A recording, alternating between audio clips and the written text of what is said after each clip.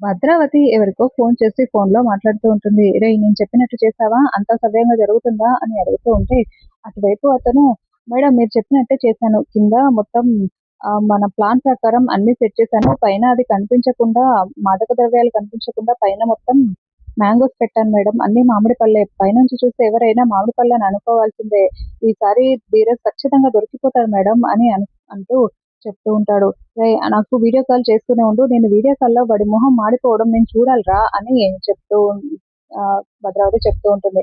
"అలాగే మేడం నేను ఇక్కడే కాచుకొని కూర్చుంటాను. ఆ పోలీస్ వాళ్ళు వచ్చి అతన్ని అరెస్ట్ చేయడం మొత్తం మీకు వీడియో కాల్‌లో చూపిస్తాను మేడం. మీరు ఎంజాయ్ చేయండి" అని అతను చెప్తూ ఉంటే, "రేయ్ ధీరజ్! ఈసారి నువ్వు తప్పించుకోలేవురా. ఈసారి నీ సంగతి తేలకుండా వదలను. నా మేనకోడల్ని లేపుకొని పోయి పెళ్లి చేసుకుంటావా? అంతే కాకుండా ఆ బాధ నుండి బయటికి రాకముందే మళ్ళీ నా మేనల్లుడి జోలికి వస్తావా? వాడిని కటకటాల పాలు చేస్తావా? ఈరోజు నీవు జైలు పాలవ్వకుండా ఎవరు కాపాడతారో నేను కూడా చూస్తానురా" అని భద్రావతి అనుకుంటూ ఉంటుంది.